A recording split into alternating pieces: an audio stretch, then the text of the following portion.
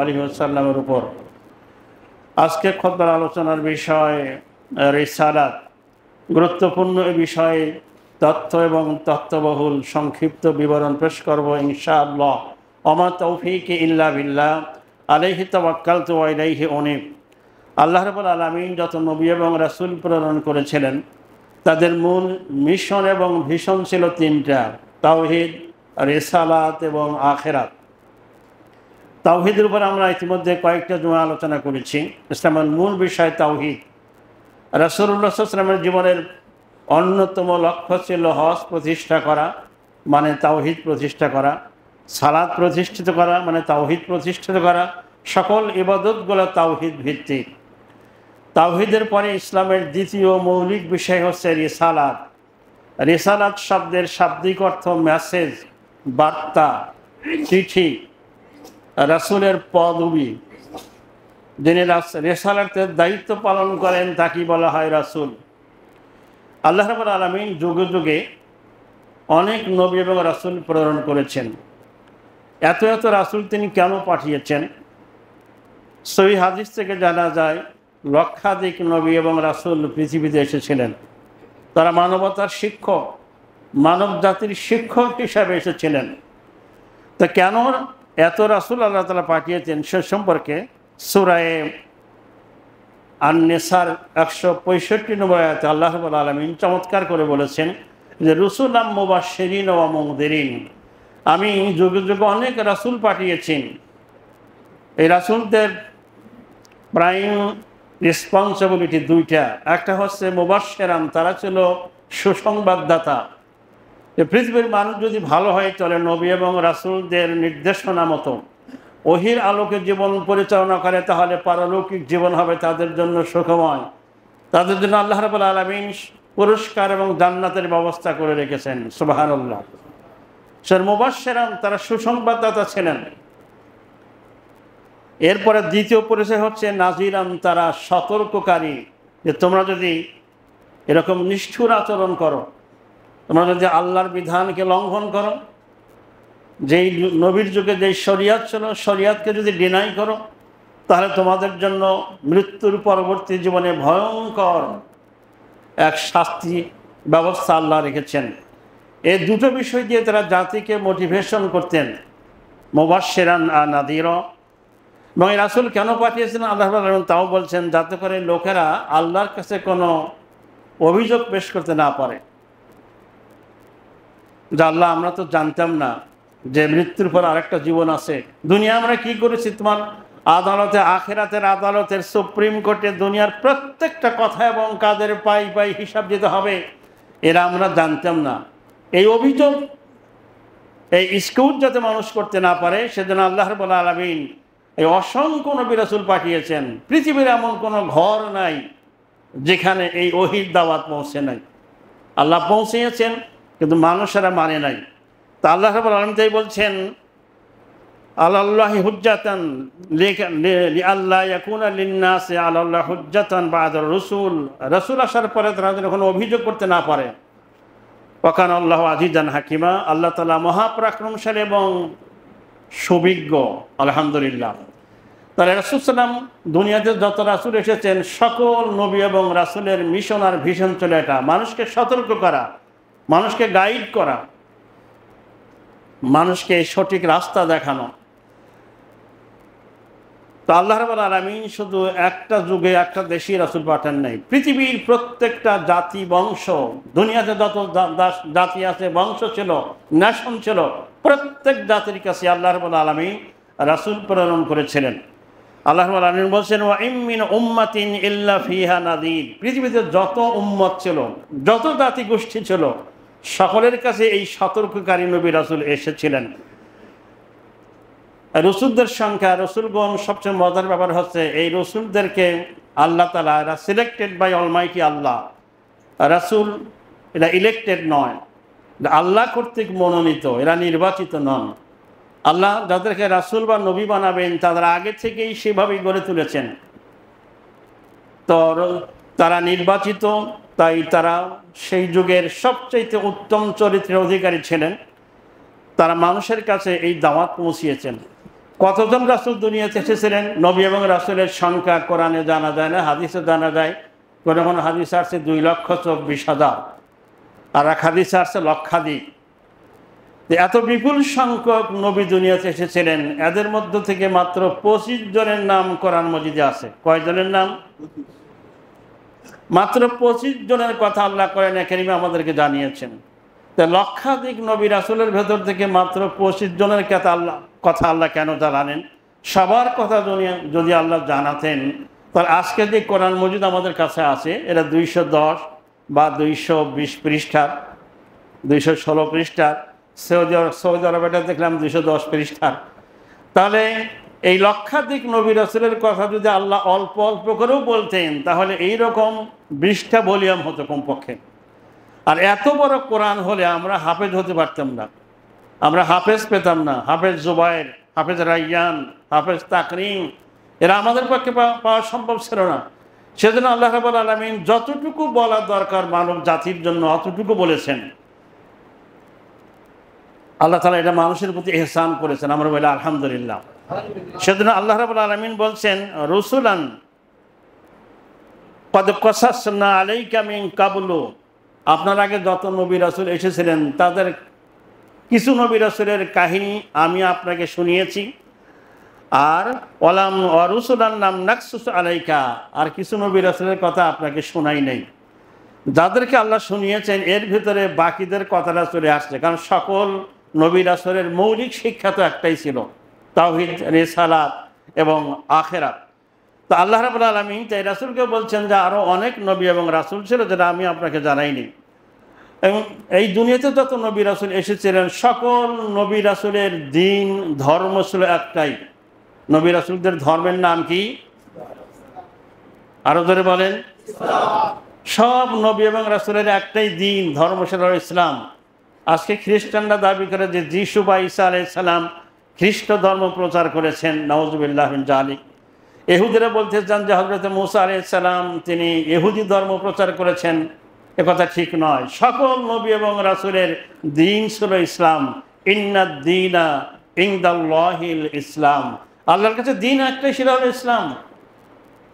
সেজন্য বিচারের মাঠে ঈসা আলাইহিস সালাম আর মরিয়মকে আল্লাহ ডাকবেন যে আমি তোমরা কি দুনিয়াতে তোমার উম্মতকে তোমরা কি শিক্ষা দিয়েছিলে যে মেরি হচ্ছে আল্লাহর স্ত্রী, নাউযুবিল্লাহ, আর ঈসা হলো আল্লাহর ছেলে। এই দুজন ভয় পেয়ে যাবেন, আল্লাহ আমরা তো এটা শিক্ষা দেইনি, কারণ আমি তোমার শিক্ষার বাইরে কোনো শিক্ষা আমরা জাতিকে দিতে পারি না। কারণ ঈসা আলাইহিস সালাম জন্মগ্রহণ করার পর তিনি দোলনায় যখন কথা বলছিলেন তখনই বলেছিলেন ইন্নী আব্দুল্লাহ, আমি আল্লাহর বান্দা। সুতরাং খ্রিস্ট জগৎ কিয়ামতের আগে ঈসা আলাইহিস সালাম যখন আসবেন তখন তিনি এসেই প্রথম ঘোষণা করবেন, হেই খ্রিস্টান সম্প্রদায়, আমি কবে তোমাদেরকে বলেছিলাম আমি আল্লাহর ছেলে। তিনি এসেই ক্রুশ চিহ্নকে ভেঙে ফেলবেন, শুকর মেরে ফেলবেন, বলবেন যে আমি আল্লাহর বান্দা এবং আল্লাহর রাসূল, সুবহানাল্লাহি ওয়া বিহামদিহি। সুতরাং কোন নবী ইহুদি ছিলেন না, খ্রিস্টান ছিলেন না। আজকের ইহুদি ধর্মে লেখা আছে যে ইহুদি ধর্মের জাতির পিতা হলো ইব্রাহিম আলাইহিস সালাম, নাউযুবিল্লাহ। এবং খ্রিস্টানরাও ইব্রাহিমকে সম্মান করে। ইহুদি আর খ্রিস্টান দুই সম্প্রদায়ের লোকেরা ইব্রাহিমকে আব্রাহাম বলে, তাদের ছেলেদের নামও রাখে ইব্রাহিমের নামে, আব্রাহাম বলে। এই যে বর্তমান ইসরায়েলের কি বলবেন নাম, কি সুন্দর, বেনিয়ামিন অভিশপ্ত। এ হচ্ছে কিন্তু হযরত ইউসুফ আলাইহিস সালামের ছোট ভাইয়ের নাম বেনিয়ামিন। তারা দাবি করে আমার ওই বংশধর। তো আল্লাহ রাব্বুল আলামিন দুনিয়াতে যত নবী রাসূল পাঠিয়েছিলেন সকলেই দ্বীন ইসলাম প্রচার করেন, তাদের সকলের ধর্ম ছিল একটা ইসলাম। জন্য আল্লাহ রাব্বুল আলামিন কোরআনে কারিমে বলছেন ইব্রাহিম আলাইহিস সালাম সম্পর্কে, মা কানা ইব্রাহিম ইয়াহুদিয়্যা ওয়ালা নাসরানিয়্যা, পৃথিবীর মানুষ তোমরা শুনে রাখো, ইব্রাহিম আলাইহিস সালাম ইহুদিও ছিলেন না, তিনি খ্রিস্টানও ছিলেন না। ওয়ালাকিন কানা হানিফাম মুসলিমা, তিনি ছিলেন একনিষ্ঠ মুসলিম। ওমা কানা মিনাল মুশরিকিন, তিনি মুশরিকদের অন্তর্ভুক্ত ছিলেন না। আজকে ইব্রাহিম আলাইহিস সালামকে আজকে তারা এই কথাগুলো বলে বিশ্ববাসীকে বিভ্রান্ত করতে চায়। তাহলে সকল নবী এবং রাসূলদের দিন একটাই ছিল, সেটা হচ্ছে ইসলাম। হযরত ইউসুফ আলাইহিস সালাম আল্লাহর কাছে দোয়া করতেন, কি দোয়া করতেন?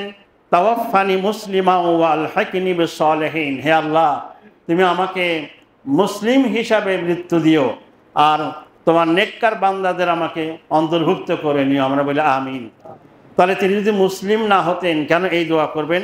আমরা সকলেই জানি যে হযরত সুলাইমান আলাইহিস সালামের কথা, বিশ্ব শাসন করতেন এই জেরুজালেম থেকে। সুলাইমান আলাইহিস সালামকে আল্লাহ এমন ক্ষমতা দিয়েছিলেন যে তিনি পাখির ভাষা বুঝতেন, পিপিলিকার ভাষা বুঝতেন। কোরআনে কারিমে একটা সূরা আছে, যেই সূরার নাম হচ্ছে সূরাতুন নামল, পিপিলিকার সূরা। এই সূরার ভিতরে এই হযরত সুলাইমান আলাইহিস সালামের একটা ঘটনা বর্ণিত হয়েছে যে তাকে তখন জানানো হলো যে রানী বিলকিস আপনার একটু দরিদ্র রাজত্ব গঠন করে তুলেছে, সেখানে সে মানুষকে দিয়ে শিরক করায়। এই হযরত সুলাইমান আলাইহিস সালাম একটা চিঠি লিখলেন, হুদহুদ পাখিকে দিয়ে চিঠি পাঠালেন বিলকিসের কাছে, রানী বিলকিসের কাছে। এই হুদহুদ পাখি চিঠিটা মুখে করে নিয়ে তার রাজপ্রাসাদের ভেতরে ঢুকে লাঞ্চের পরে, দুপুরের খাবার পরে রানী বিলকিস রেস্ট করতেছিল, তার শরীরের উপর, তার বুকের উপর এটা রেখে হুরলুদ করে উড়ে চলে আসলো। বিলকিস এটা খুলে দেখে এক অসাধারণ চিঠি। সেখানে সুলাইমান আলাইহিস সালাম লিখেছেন, ইন্নাহু মিন সুলাইমান, এই চিঠির প্রেরক হচ্ছে সুলাইমান। ইন্নাহু মিন সুলাইমান, এটা সুলাইমানের পক্ষ থেকে। ওয়া ইন্নাহু বিসমিল্লাহির রহমানির রহিম, আর এই চিঠি শুরু করছি পরম করুণাময় অসীম দয়ালু আল্লাহর নামে। তিনি আরো বলছেন, আল্লাহ তাআলু আলাইয়া, বাড়াবাড়ি করো না, সীমালঙ্ঘন করো না, বিদ্রোহ করো না। ওয়া আতুনি মুসলিমিন, তুমি মুসলমান হয়ে আমার কাছে আসো, তা না হলে তোমার বিরুদ্ধে আমি অভিযান শুরু করব। তাহলে আমরা বুঝলাম যে হযরত সুলাইমান আলাইহিস সালাম মুসলিম ছিলেন। মুসলমান না হলে তিনি রানী বিলকিসকে মুসলিম হওয়ার জন্য কেন আদেশ করবেন? সম্মানিত মসজিদের মুসলিম কেরাম, বলছিলাম সকল নবী রাসূলের দ্বীন ছিল ইসলাম, আর তারা সবাই ছিলেন মুসলিম। আমরা বলি আলহামদুলিল্লাহ। এই নবী রাসূলগণ যে শিক্ষা নিয়ে এসেছিলেন, নবী রাসূলদের কিছু বিষয় আছে সকল নবীদের ব্যাপারে, নবী এবং রাসূলদের ব্যাপারে একই রকম, সেম। তার মধ্যে এক নম্বর, এখানে আরেকটা বিষয় যে আল্লাহ রাব্বুল আলামিন যে অনেক নবী রাসূল পাঠিয়েছেন। কোরআন মাজিদে মোট কতজন নবীর নাম আছে? নবী এবং রাসূল মিলে 25 জনের নাম আছে। এই 25 জনের মধ্যে আবার 6 জন নবী এবং রাসূলের নামে কোরআন মাজিদে 6টা সূরা আল্লাহ রাব্বুল আলামিন ডেডিকেট করেছেন। এক নম্বর সূরা ইউনুস, হযরত ইউনুস আলাইহিস সালামের নামে। 2 নম্বর সূরা হুদ, 3 সূরা ইউসুফ, 4 সূরা ইব্রাহিম, 5 সূরা মুহাম্মদ, 6 নম্বর সূরা নূহ। এদের নামে আল্লাহ রাব্বুল আলামিন সূরা ডেডিকেটেড করেছেন। বাকি অন্য নবী রাসূলদের কথা আল্লাহ কোরআন মাজিদের বিভিন্ন সূরায় বলেছেন, তবে সবচেয়ে বেশি আলোচিত হয়েছে ইব্রাহিম আর মূসা আলাইহিস সালামের কথা। তো আল্লাহ রাব্বুল আলামিন সকল নবী এবং রাসূলের কাছে ওহী পাঠিয়েছেন জিবরাইল ফেরেশতার মাধ্যমে। জিবরাইল আলাইহিস সালাম নবীদের কাছে ওহী নিয়ে আসতেন, আসমানি কিতাব নিয়ে আসতেন, সহিফা নিয়ে এসেছেন। তো আল্লাহ রাব্বুল আলামিন বলছেন, ইন্না আওহাইনা ইলাইকা কামা আওহাইনা ইলা নূহি ওয়া নাবিয়িনা মিন বাদিহি, নূহ এবং তার পরবর্তী যুগের যত নবী, তাদের কাছে আমি যেভাবে ওহী পাঠিয়েছিলাম, হে রাসূল আপনার কাছেও আমি সেভাবেই ওহী প্রেরণ করেছি। ওহী মানে প্রত্যাদেশ, সিক্রেট মেসেজ, যেটা আল্লাহ জানেন আর নবী জানেন। আল্লাহ বলেন, নবী শোনেন, আর কেউ শুনতে পায় না। সাহাবাগণ তার পাশেই বসে আছেন, কেউ শুনতে পাচ্ছেন না। রাসূল সাল্লাল্লাহু আলাইহি ওয়াসাল্লাম যতটুকু মানুষকে জানান তিনি ততটুকু শুনতেন। এনাকে ওহী বলা হয়। সকল নবীদের কাছে ওহী আসতো, রাসূলের কাছে ওহী আসতো। এই ওহীর মাধ্যমেই তিনি জাতিকে, পৃথিবীর মানুষকে শিক্ষা দিয়েছেন। পরবর্তী শিক্ষা হচ্ছে সকল নবীগণ মানুষ ছিলেন। কি ছিলেন তারা?